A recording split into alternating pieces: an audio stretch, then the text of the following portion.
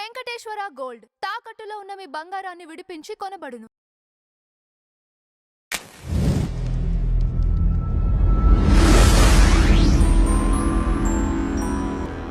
ఈ మధ్య ఒక వీడియో చూశానండి. యేసు శ్రీమంతం అని చెప్పేసి వేడుకలు చేస్తున్నారు.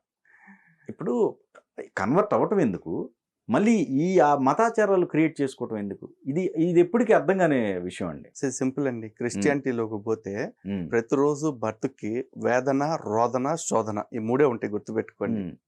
ఏమన్నా అంటే రోధిస్తూ ప్రార్థన చేయాలి. ఉన్నాయా శ్రీమంతాలు? ఉన్నాయా వాళ్ళ మతంలో? లేవు. అది ఎందుకుంటాయండి?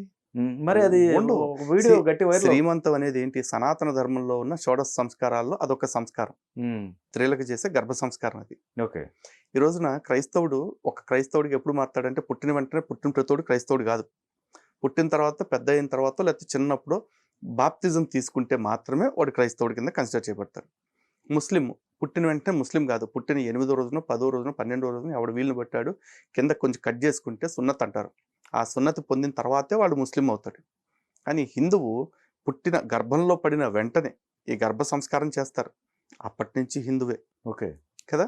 ఈ గర్భాధాన ప్రక్రియ ఏదైతే ఉంటుందో శోభనం అంటారు.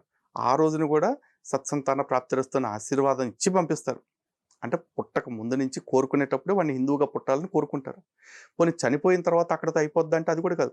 చనిపోయిన వ్యక్తికి 10 రోజులకి దశదిన కర్మ ఉంటుంది. సంవత్సరం తర్వాత సంవత్సరం ఉంటుంది. ప్రతి సంవత్సరం కూడా అద్దెకాలు ఉంటాయి. అంటే చచ్చినా కూడా వాడి తరాలు ఉన్నంత వరకు వాడు హిందువుగానే ఉంటాడు. రైట్. ఇది సనాతన ధర్మం. వాడు పెట్టలోకి వెళ్ళిన తర్వాత అయిపోయింది, వాడు మతం అక్కడితో అయిపోయింది. వాడు ఏం చేయాలంటే మళ్ళీ యుగాంతం వచ్చేదాకా ఆ పెట్టలో కుళ్ళుతూ వెయిట్ చేయాలి.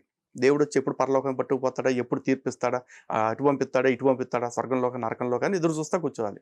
మనం ఎదురు చూడాల్సిన అవసరం లేదండి. మనం మనిషి పోయిన వెంటనే క్లారిటీ. బతుకున్నప్పుడు ఎన్ని పాపాలు చేసుకుని ఉంటాం, దాన్ని బట్టి నరకం. బతుకున్నప్పుడు ఏం మంచి పనులు చేస్తుంటాం, దాన్ని బట్టి స్వర్గం.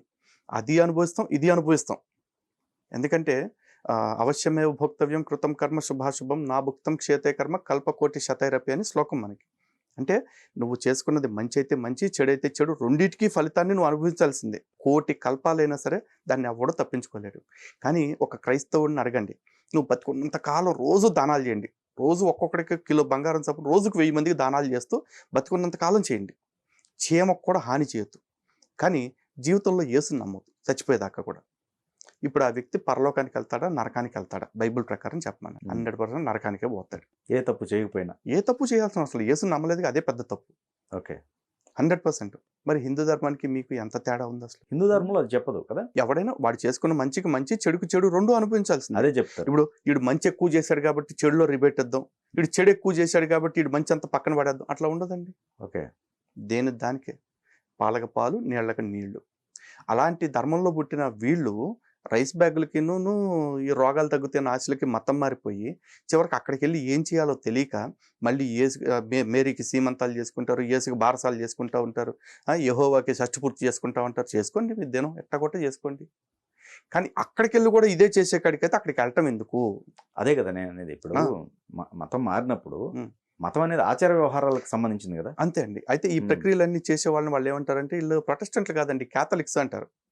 అసలు ఫస్ట్ ఆఫ్ ఆల్ ఇందాక నేను చిన్న మాట చెప్పానండి. వాళ్ళు నరకానికి పోతారు నీళ్ళు, వీళ్ళు నరకానికి పోతారు వాళ్ళు అంటారని క్రైస్తవుల్ని, ముస్లింలని చెప్పారు. సింపుల్గా నేను అడుగుతున్నానండి, ప్రొటెస్టెంట్లు పరలోకానికి వెళ్తారా వెళ్ళరో క్యాథలిక్స్ని అడగండి. క్యాథలిక్స్ పరలోకానికి వెళ్తారేమోనని చెప్పేసి ప్రొటెస్టెంట్లను అడిగాను. క్యాథలిక్స్ ఒకవేళ యేసునే నమ్ముతున్నారు కాబట్టి విగ్రహారాధన చేసినా పరలోకానికి వెళ్తారు అంటే కనుక వీళ్ళు విగ్రహారాధనని ద్వేషించి ఉపయోగం లేదు. ఒకవేళ వీళ్ళు విగ్రహారాధన చేయట్లేదు కాబట్టి యేసుని ఒక్కడిని ఆరాధిస్తున్నాడు, యేసు తల్లిని గౌరవించట్లేదు కాబట్టి వీళ్ళు పరలోకానికి వెళ్ళరు అనుకుంటే కనుక వాడు విగ్రహారాధన చేసి మేరీని ఆరాధించి ప్రయోజనం లేదు. ఇన్ని కన్ఫ్యూజన్స్ వాళ్ళ దగ్గర పెట్టుకోండి. ఫస్ట్ వీళ్ళు ప్రపంచం మొత్తాన్ని క్రీస్తుమయం చేయటం పక్కన పెట్టామనండి.